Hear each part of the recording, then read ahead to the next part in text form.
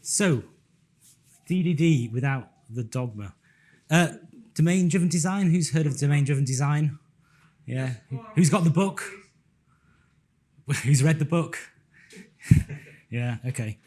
So, this is the story a bit about where this framework came from. Here we are in Dublin. This is kind of the spiritual home of this framework, actually. Some of the blurb in the abstract is slightly inaccurate, but the gist of it was correct.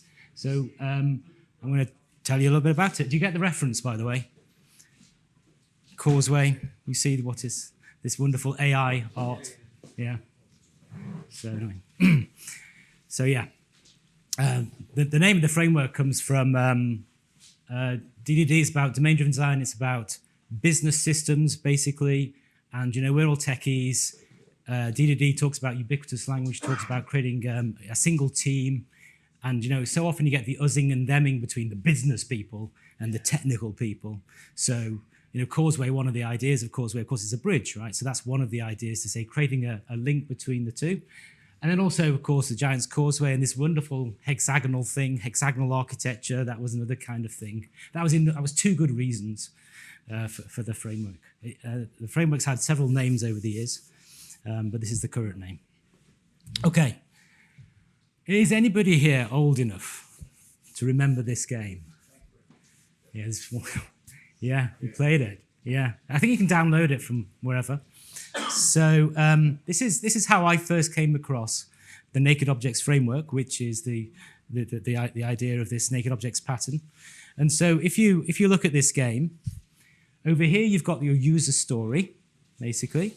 Right, that's the objective, that's the goal you're attempting to accomplish, which is to put the soccer ball inside the box. Down the bottom, you've got this kind of shelf of things that have certain capabilities and behaviors and state and stuff. They're objects, right?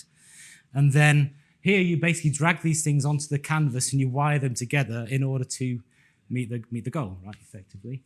So this was sort of the original metaphor for this conference I went to back in 2002. And this was how Richard Pawson introduced this, Richard being the originator of at least the name Naked Objects framework, and he and I have worked together over the years, lots and lots here in Dublin and other places too. So yeah, effectively, it was like, if we're building business systems, why aren't they as interesting to use as this? Like, this is a great kind of thing that's very intuitive, you know, you can see how it works.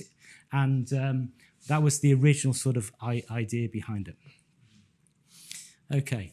And then a couple of years later, along comes DDD, the book, 2004.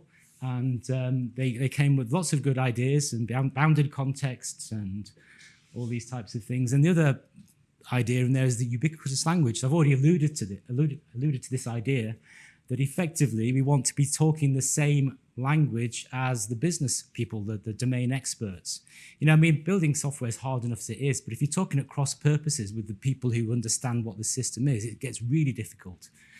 So ubiquitous language is an important idea. It's hard to keep honest though, right? It's quite easy for you to sort of introduce your own technical terminology and then you are talking at cross purposes. So this is a really important idea that the DDD community came along with, and it kind of resonated to us with our sort of philosophy of doing it, and we thought, oh, great. I love this picture. Then I looked at it a bit more, and I thought, they're both talking at the same time. So I don't know why. And I think this was in the abstract. So to kind of cut out all the BS about this, what is this Causeway framework? What is the naked objects pattern? So as you guys will all know what an ORM is, you know, effectively Hibernate, JPA. You've got your domain model, you put some annotations, Hibernate creates a meta model, and the meta model is used by the Hibernate framework to be able to take our data and persist them into relational models, you know, columns and attributes and tables and all that kind of stuff.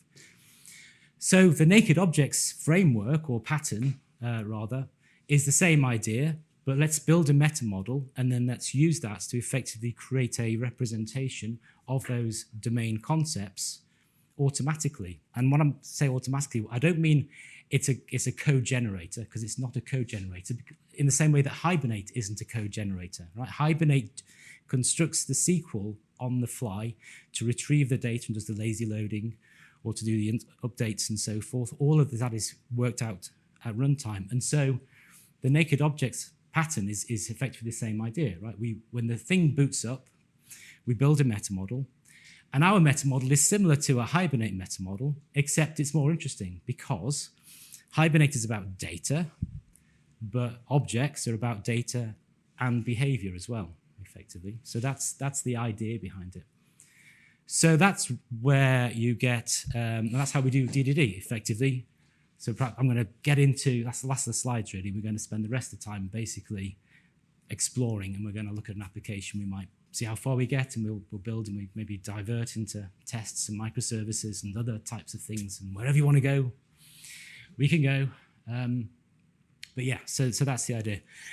So if you think about ubiquitous language, if you imagine using a technology where all that you need to build is the domain model, and there's an ORM at the back to do its stuff, and this framework basically creates that representation, then because you're not allowed, you're not able to write a user interface layer, there's nowhere to hide, right? If you tell me there's a concept called customer, I'm going to write a class called customer. And if that's actually the wrong thing, well, it'll be blinking obvious, I've misheard, misunderstood, because it's going to be surfaced as a customer. So, well, what the hell is that? And we're getting into a feedback, right? So it's all about being able to create that kind of feedback loop. And that's really one of our philosophies. Don't build anything until you can establish that feedback loop, because it's hard enough as it is. Make sure you're building the right thing. So here's a kind of agenda. Now, I think the plan is I'm going to talk a bit. Hopefully we'll get some questions. We'll just try and make it interactive. At some point, we're going to stop because there'll be some pizza. And then afterwards, we'll carry on a bit, and then we'll stop again. And that's kind of the schedule. So exactly how this pans out, I don't really mind or care. And we'll just go where the interest flows. But I think there's a decent amount of time, so hopefully I'll be able to get through this stuff. And I can talk about how this works in the real world. So Apache Causeway is an implementation of the naked objects pattern. I use it day by day in a small team based in the Netherlands. We're building an invoicing system, have been for the last 12, 13 years, small team. So I'll talk a bit about that. So you can build proper systems with this, we do.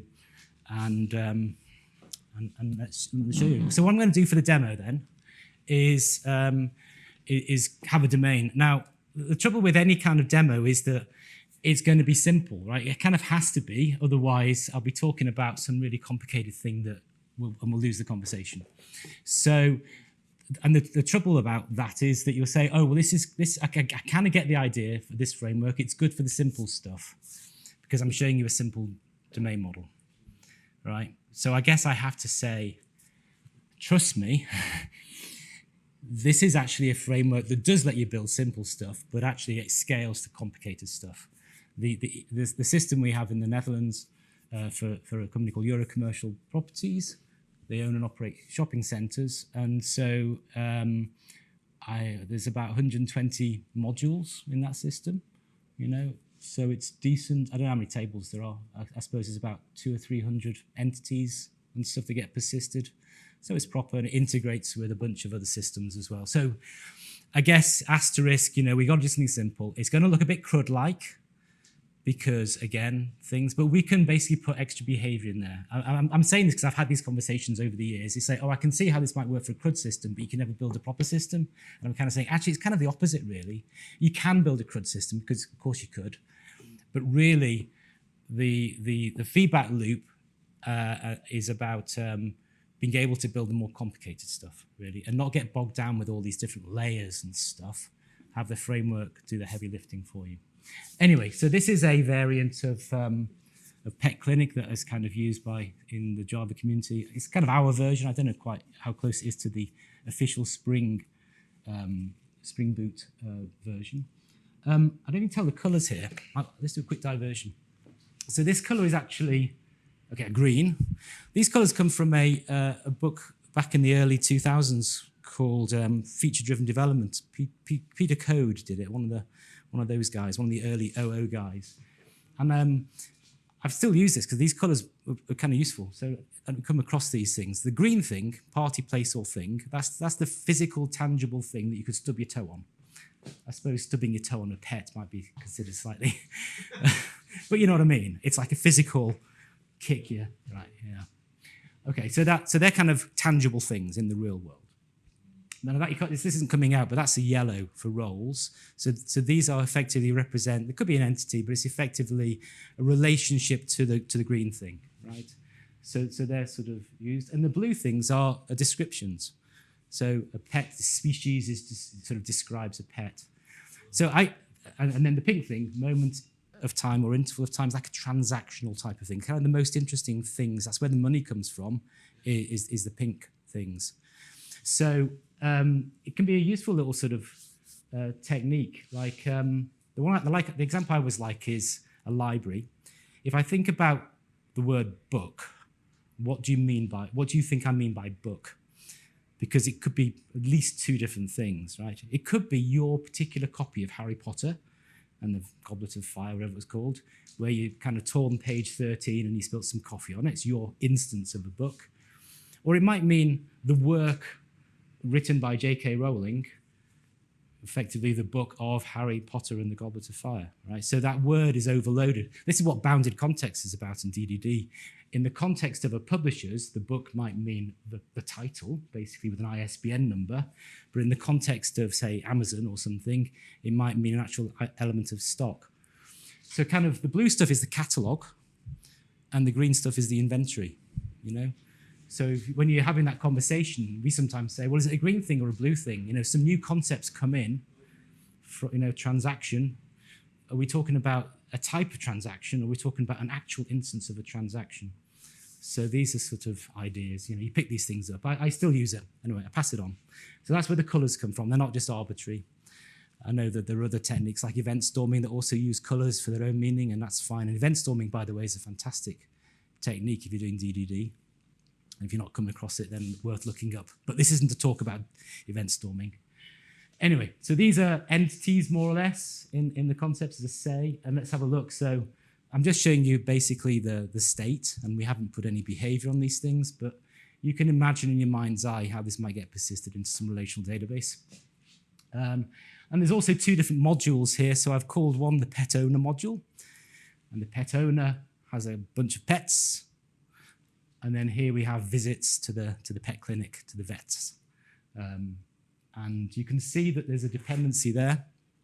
The visit knows the pet, but not the other way around. Right? So this is just a tiny hint at modularity. So you guys probably have been through the microservices phase when the whole industry went zoom, zoom, zoom, zoom. This is the only solution in the world. Right? And then sanity prevails, and eventually we figure out, oh, modularity was the important thing. And sometimes there's a network between the different bits, and sometimes there's not. Modularity is the important thing, right? So, absolutely. And so this is kind of saying, you know, we're talking about modular systems, really. And in this particular case, there is a modular monolith, which seems to have picked up a bit of traction. And certainly the application I work on in the Netherlands is a modular monolith. But it has a bunch of microservices dotted around the outside that do other things. So, you know, it's basically you have different problems and you solve it with a variety of techniques. Anyway, so we'll come back to the modularity piece later. For now, I'll just mention it. Because there's a little bit more richness in this than perhaps meets the eye. Anyway, making sense so far? Yeah, okay. And then I go back to that. Right, so the rest of it is just playing around.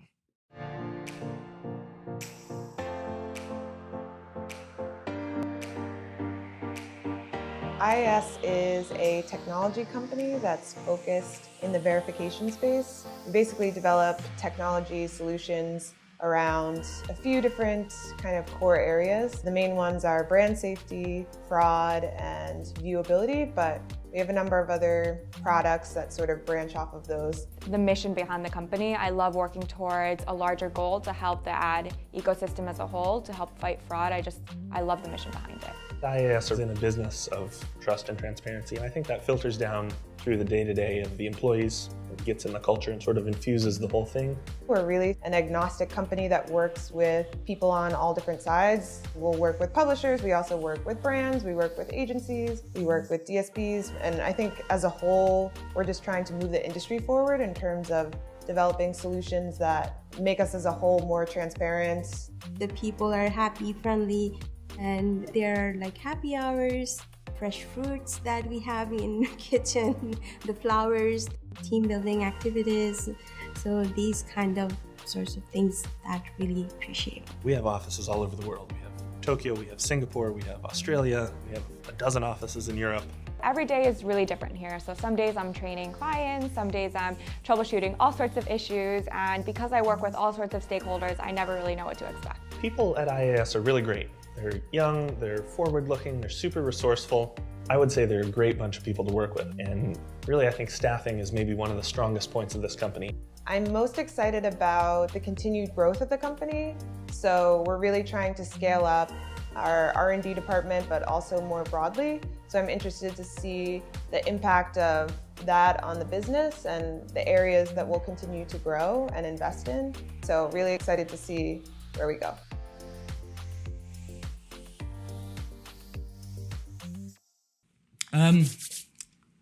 Hello. So let's have a look. So actually, this domain is available on the Causeway Apache.org website. So you can basically go and spend a day or two working through this. I'm kind of picking it up towards the end so we can then play around. We've got something to work with, right? So if this stuff sort of piques your interest, then you can sort of pick up the story.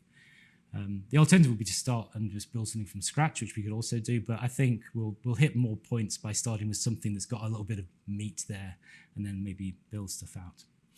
Okay, so let me invite you to ask questions if I go too fast. One of the things about working with this framework for such a long time is I forget the bits that are blindingly obvious and the bits that are kind of completely obscure. So I can guarantee if you've got a question, don't be embarrassed to ask it, because there'll be at least one other person who's got exactly the same question. And then that question sort of sits as a blocker in front of your head and no other words go in. So please do ask the question if I've made a mess of explaining something. Anyway, right, so pet owner and visit. You can see these things here on Maven modules. And I've probably skimmed over this at 1,000,000 miles an hour. So Apache Causeway is a framework that sits on top of Spring Boot. So by kind of convention, if I show you this thing here, pet owner module, we're just talking Spring Booty things, right? So probably most of you know Spring Boot, and if not, you use a framework very similar to Spring Boot. So this kind of describes the stuff that's in this space. So here's pet owner. And so if we go looking, you can see I've chosen to, under my domain object model package, I've got one for the pet and one for the pet owner. Now there's a Java class, and there are some files, and I'm gonna basically pretend they don't exist for the moment for the purpose of the explanation. Basically, that is the code. There is no HTML, there is no JavaScript, there are no DTOs, there are none of that stuff, because the application is the domain model, right? Okay. So let's sort of let's look at the application running. If I can remember where I'm running it from. Here I am. So this is a home page. Come back to that. Let's look at one of these pet owners.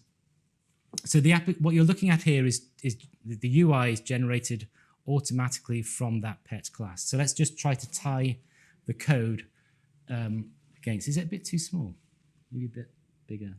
Yeah, just okay. I hope that's fine. So we've got three things: properties, collections, and actions. Okay, so a property is a scalar value, like name. So as you might imagine, there's a field here of type name. We use Lombok a lot, so getters and setters, Java beans. It's not mandatory for these to be public. They could actually be private. So, and there's configuration, but basically there are options there. But for simplicity, for this sort of tutorial application, we just keep it simple. So there's a getter and a setter, and that's called name. And then if I go for another one, we can see, I know, get notes and so forth. So the notes, I think, are here. I can put some notes in. If I look to try to, and you can see there's a little edit icon there. So I was able to just change the notes field. If I try to change the name, I can't. There's a button here, which we'll come on to in a second. Right, but so what's going on there? Well, if you look, you can see, I chose a bad example, actually. I chose a bad example. I'll do it here. We have meta annotations, but effectively I'm just going to skim over. So we say this property can be edited. Editing is enabled. If you don't like annotations, this is not the framework for you. I'll just say that now, right?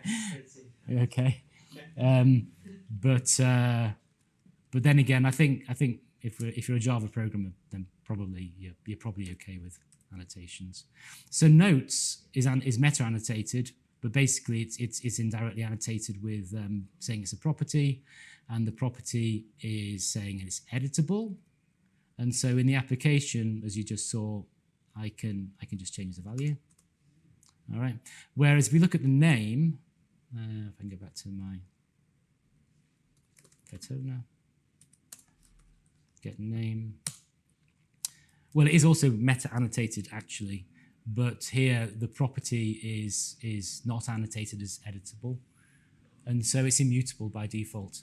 So you can change the default. You can change the kind of the default configuration. You could say to Causeway, you could say I want everything to be editable except the bits I don't want to be editable, or you could go the other way around, which is what we would recommend. Everything is immutable except for the bits that doesn't really matter, like the notes and comments and silly things like that. You know, because there's no real business logic. It's just a bit of text for the business person to do something.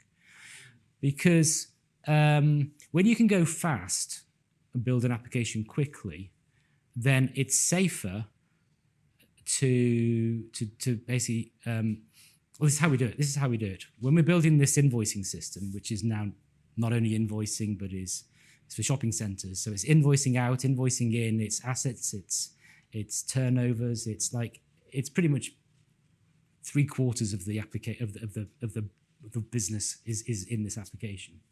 So when the scope of the application grows, we say we now want to bring in some other new area. This is what we do: is we'll have a conversation with the domain experts, and we'll say, so how would you do this at the moment? And say, we've got some Excel spreadsheet. Yeah, of course you do, because that's what people do, right? Here's a system that's automated, and then everything outside of that, there's an Excel spreadsheet that sits adjacent to it that they've basically done, and they have a bunch of manual processes. And that Excel spreadsheet is really valuable because that's their understanding of the data. It's real data they recognize. So what we'll do is we will build an import of that Excel spreadsheet into the system, and it's all read-only. Because we've not really done anything thus far. We'll just iterate on that, trying to tease out the concepts. And there'll be some kind of fuzziness in that spreadsheet because they're not software engineers. You know, they're business people who are solving the problem to their needs, but there'll always be some imperfection because human beings can do the little workarounds and stuff. So yeah, so basically we'll bring that data in, and then we can show it, and eventually we'll kind of got the structure out, and we've figured out, and maybe come up with some new concepts, and right, now we know what that is. Now we're in a position to say, okay, well, let's, do you want to change it? You want to change the data, do you? Okay, well, why? You know, so an example is, say, with leases, and it's different in Italy versus France for reasons. So we need to change the end date of a lease. Okay, well, why? Why? Well, because it's an extension. Fine. And so now we have a new bit of vocabulary. I want to extend the lease. Right, that would be a good name. And there's some rules about it. Presumably the date is in the future compared to today. and a bunch of other rules as well. And so you can have that conversation, you can get it there. Whereas I forget which country around here is. In one country you can extend, and the other it has to be a renewal. It's a new lease that's adjacent to the previous one. So they've got a different bit of vocabulary. We're going to renew the lease, create a new one basically, clone a bunch of data from the old one, and then adjust it and so forth. So all of that conversation, that really rich conversation and teasing out some new ideas, comes from basically saying the data is immutable, because I'm going to trust myself to be able to make the change to the system fast enough that you're not going to be blocked. And in the process, we'll have a good conversation, and you're going to explain to me the concept, and I'm going to understand it, and we're going to do it that way. So that's the way we go about doing this. And we kind of, yes? Apologies. I don't know if we'll talk about it later, but what technology is front-end? Well, it's the UI that you see there is built in Apache Wicket, actually, but you don't need to worry about that because the framework takes care of it. Yeah. So it generates JavaScript. Yeah, do you know Apache Wicket is a component framework? There's several. Vardin is a kind of a newer framework you might have heard of. Yeah, so basically, Yeah. Kind of multi-JavaScript. Yeah, we're actually working on a new UI which will be using Vardin because they've got more widgets and stuff. Yeah. So, but yeah, if you look at the Causeway code base, there's a great big lump of the Wicket viewer, basically, which does this. Yeah, but you don't need to worry about that. Is the UI anyway extensible? It is extensible, yeah. Like, for example, so down here, for example, we've got a little picture of it's a PDF, right? It's a little PDF viewer. And so that was, that came at a certain point. We were going to bring in these invoices that need to be paid. We need to show them, and then we can kind of digitize it. These days, we're putting it through a bit of AI, send the PDF off to some AI thingy, and it kind of gives a glorified OCR system, Yeah, so you can do that. I mean, if you want to extend it, then you do need to know some Wicket. So it's a kind of a bit of a niche interest. But it's not something that you have to rebuild your own version of Causeway. Like you can extend it at your own. Yeah, and so the pattern is chain of responsibility pattern. So, for example, there's a calendar here which is using some widget. I guess it's downloading the JavaScript as we speak. Hi, it's Jerry Nolan here from Stack & Co. If you're stuck in your job, considering your next career move, or even just curious what the software engineering job market is like out there at the moment, reach out to me at Stack & Co. We'll have a confidential conversation, go over your career aspirations, your goals, and how to progress your career to get there. And if the timing is right for you, we can introduce you to some of the best software engineering career opportunities available in Ireland today. Reach out to me via our website, stackand.co. Yeah, no, it is. So effectively, how the framework works is it. Oh well, never mind. It says, I want to render this object. Is there a component out there that knows how to render the object? And then effectively, it kind of cascades it down. Say, okay, who wants to render this? Who knows how to render a date, and who knows how to render a string and a big decimal and all the different data types and so forth. Yeah, effectively. I don't know why that's broken. I'm not going to worry about it. Yeah. Anyway, yeah. So so that was the just sort of tying this stuff through. So those are the getters, right? Those are properties, we call them. And then if we look over on the right-hand side, we've got a collection of pets. So we call this a collection. Get pets. It's a set, or it could be a list. It's a one-to-many. So this bit here is a bit of JPA stuff. It's a getter, annotated with collection. So the framework knows that that's basically something to be surfaced in the user interface. And what goes in there is, well, a collection of pets. So that's two of the concepts, properties and collections, scalar value, a vector value of data. And then what we see is we have the buttons, right? So you have one over here, update name. And over here, we've got one, add pet.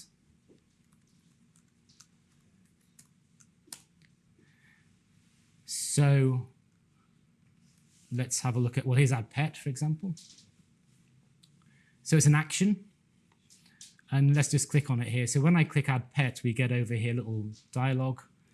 And so you can hopefully see how this corresponds to the code, right, effectively. In fact, even the name of the label here, the parameter is coming from the code. A little asterisk because it's mandatory, because you didn't say not, so that kind of details there as well. Yeah, and we instantiate it and we add it to the pets, and there you're done. Make sense? Yeah. So that's the 10-minute, which is probably taking me to half an hour, version of the framework. Okay. Let me try to create another pet called Max, and you can see now you've got a little bit of validation here, a little bit of rinky-dinky thing. Where did that come from? It comes from this. So these things are customizable, but basically there's a correlation between this public method and this method. Validate 0 means validate the 0th parameter of the name, and so of this thing here. So effectively this name corresponds to this one. It's like a candidate name. And you can see that it returns a string. If it returns null, all is good in the world.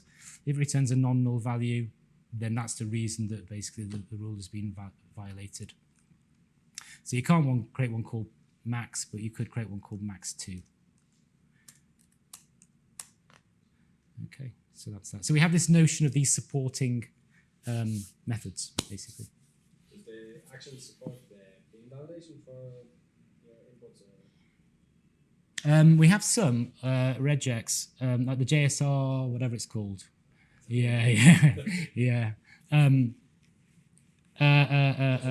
the inputs are complex objects, can you have cascaded or embedded validations down through? Yeah, well, the code could be anything you want. It's imperative, really. So that could be as complicated as you wanted it to be. Do you know? You have to hang out there as opposed to having it separated from your... Yeah, well, you can. There's several ways to do it. So you can implement these rules imperatively or declaratively, basically, right? And sometimes it's obviously imperative is always more flexible because you just write code and it could do whatever it needs to do. But I think, is it the case? Let me just see if I can find an example, because I've got a feeling there's something. Yeah, okay. So remember, we saw actually that this name annotation, it was on the property called name. It was meta annotated with name. So you can see we have this thing. This actually comes from DDD book, the specification pattern. So effectively, you've got a specification of this case, what is allowable as a string. So we're saying effectively that the property, or if it's used as a parameter, must satisfy this specification. This specification is implementing some interface that basically is saying same type of things, like a validation, really. So if I try to change this and I try to use one of these prohibited characters, then that's not allowed. So that kind of is a declarative way of binding a bit of a functionality. And it's a matter of extracting it. So often these things come later on. You start off with something cheap and cheerful with a validate, and then you realize actually, well, in fact, let's do it over here. If I go create, I want to create a pet owner, and we got some rule, right? Basically, you can't have a percent in there. All right, so you'd have to put that code in two different places, which is kind of annoying, and then you kind of got a maintenance problem. But you can see here that if we annotate, having created this annotation called name, it's annotated with both that property, a causeway annotation, and that parameter, which means that you could use that annotation in pet owners. Pet owners is this guy. Domain service, it's a singleton, goes up on the menu, automatically instantiated because Spring does that for us. So if I look here, here's the create action. So that bit there, name, known as, telephone, email, is these parameters. And you can see I'm using annotations. There's quite a lot of these meta annotations because this is towards the end of the tutorial. I suppose if you start at the beginning, you kind of get the simple stuff, and then that's the downside of starting with the end. Anyway, there we go. But hopefully you're following how this works. That effectively you just say name and then that's there. Now when Valhalla comes along, right, then you want to say private name, right? rather than a string that happens to be annotated with that name. So, but actually you can create value types with the framework already, actually. I just haven't got an example of it. But when Valhalla comes, then I think we'll be doing value types a lot, all of us, because the frame, the JVM will support them natively. Yeah. Can I just ask a quick clarifying question? No, please do. You got the validate 0 and pet. Yeah. Am I right in saying that that's using reflection to figure out how difficult is it to keep those indexes in sync if you have a large application? It's not so hard, but it's a good point. It's a good point. So there's actually another way of writing those things, which is a little bit more intuitive, because you look at it and it says that's a bit ugly, isn't it? Validate 0. Yeah. Now, if you make a mismatch, then the framework builds a meta model and it runs a meta model validator thingy, and effectively it will kind of tell you. You can run integration tests and it will tell you when you've made those mistakes as well. So we try and shift that stuff left. You want it to fail at some point. So you say, oh, silly me. I've added an extra parameter, now my 0 becomes a 1 sort of thing. Yeah, so we do have those safeguards through this meta model validator. But there's another way of doing it as well, which is a bit more robust, which we'll get onto. Yeah.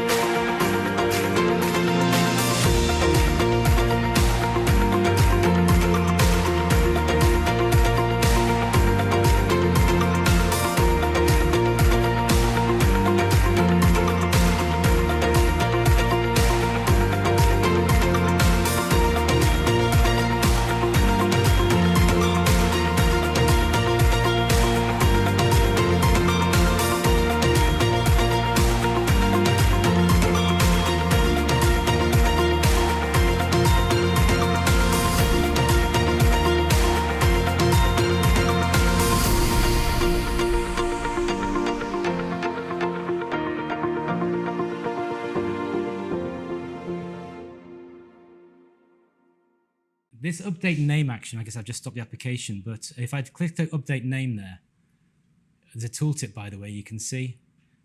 That's just this little bit of described as. Can you see it? Yeah, so you kind of get those little bits of candy floss, I like to call them, right?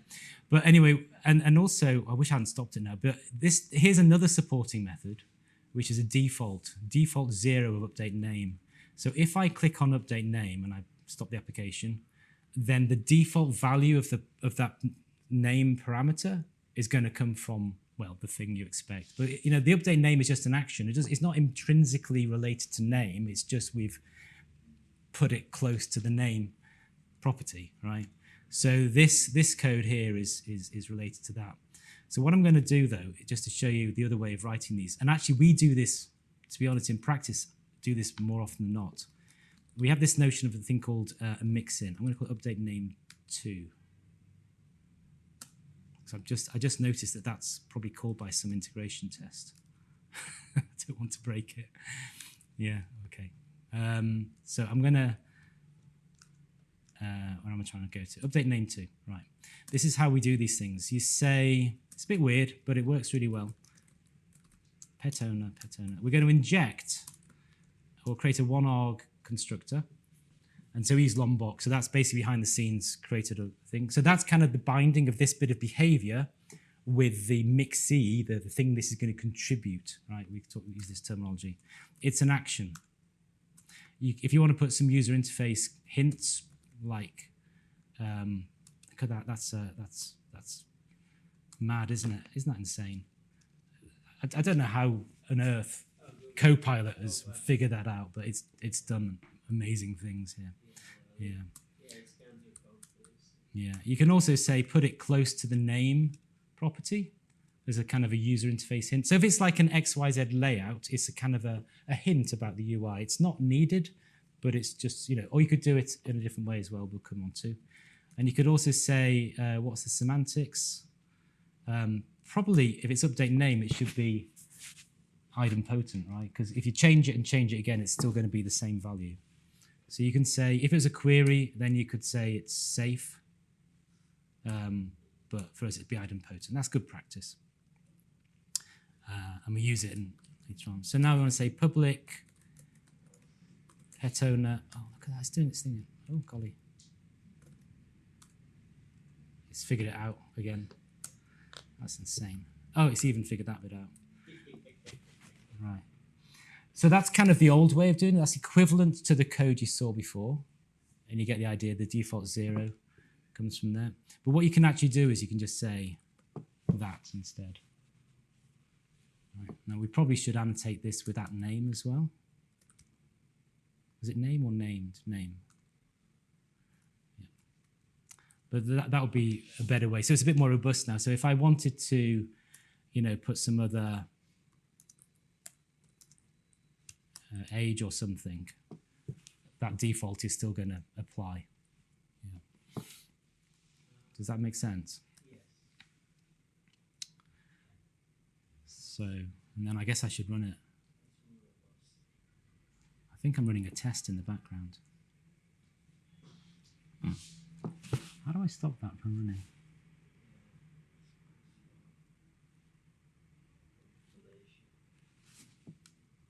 I'm just trying to work out why that. How do I stop it? Shift F9 maybe?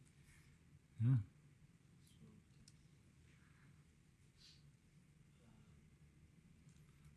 I think I might just. What do you think I should? What should I do? Sorry, it's like a. Yeah.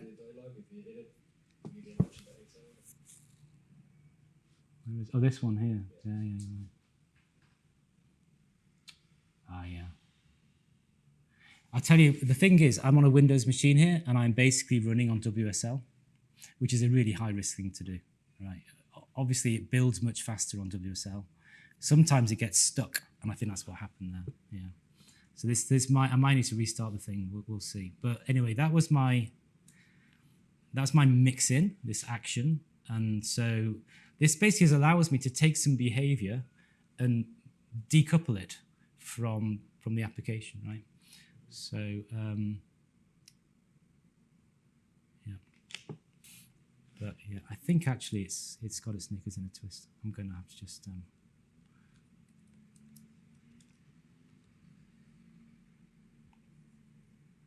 I'll just restart it.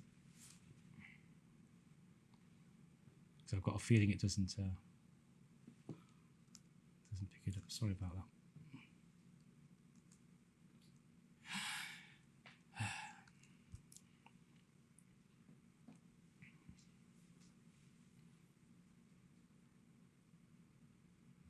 It's really hard to code with such a small amount of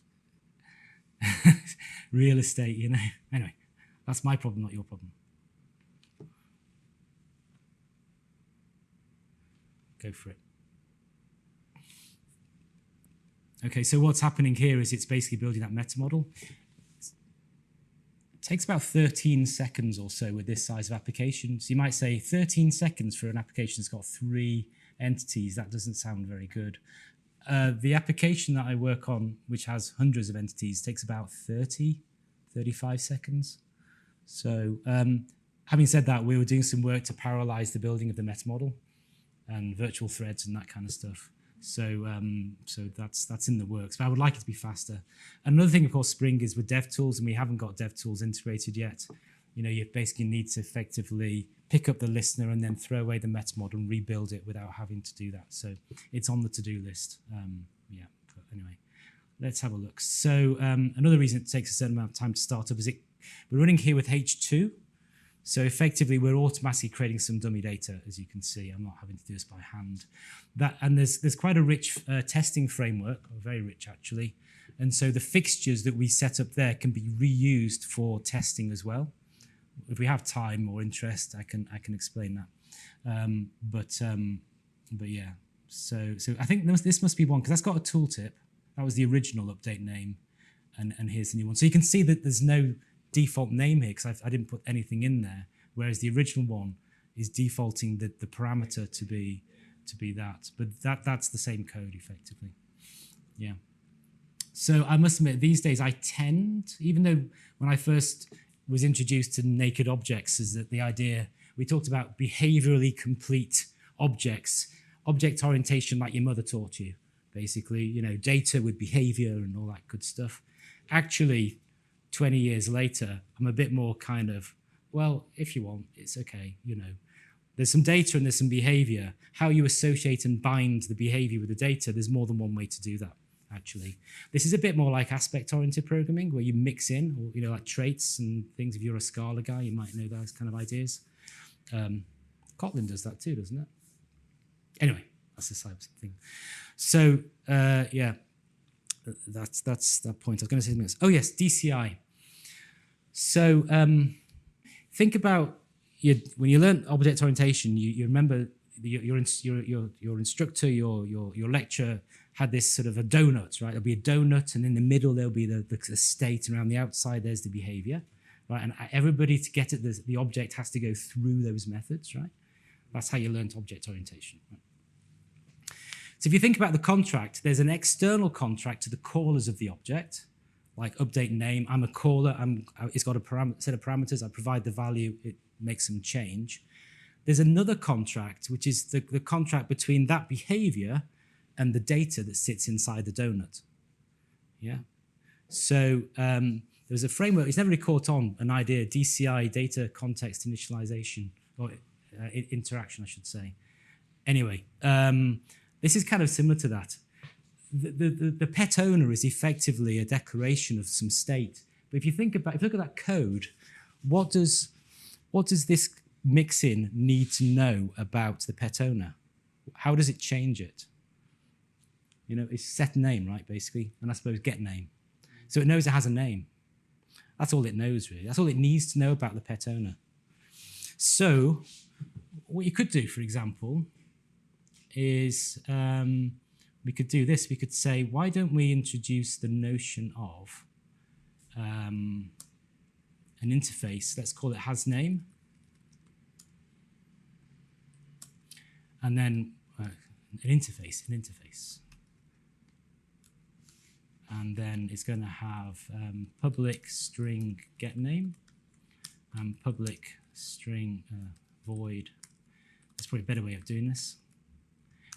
But yeah, that's the way to do it. So that's kind of the contract that we sort of need. And then we could say, well, pet owner hasName. Why don't we just call that instead hasName? If it's something that has a name, and we'll return the thing that has a name. Now, if I do this, nothing's implementing hasName, so it's going to disappear. But if I go back to my pet owner, I'm sure you'll realize where I'm going with this, that we could make this implement hasName, and because it has a name, it actually implements that interface. And so now we've kind of decoupled this bit of behavior just using good old-fashioned interface segregation principle, right? Solid. It's the I bit of solid acronym, I think. If I remember that right. Yeah. Depend upon the interface, the whole interface, and nothing but the interface, so help me God. So that's what we do. So we bring up Jamal here again, and with the following wind, we've still got the update name action, but it's coming through only by virtue of not being a pet owner, but by being something that has a name. Okay. Again. Yeah. Okay, I think that's enough for now. We shall break and come back and talk other things after the break. If you're exhausted before you even get to your desk, then check out T-Cube co-working space. Located at O'Connell Bridge in Dublin city centre means a maximum walk of just 3 minutes from over 100 Dublin bus routes, Dart Station and both Red and Green Lewis. And after a long day of code crunching, getting home or meeting friends for dinner is also a breeze. We offer a low-cost, no-frills model, which means you're not paying for free stuff that you'll never use. T-Cube offers a range of flexible daytime and 24/7 options, meaning you can join our community of freelance and remote software developers from as low as €277 per month. And that includes VAT, coffee and 1 gigabit Wi-Fi. So if you're looking for a distraction-free workspace, which you can come to and then get out again to enjoy your life in the comfort of knowing that you've been at your most productive, then get in touch today for a free trial. Call us on 675 9777 or find out more online at tcubedublin.com.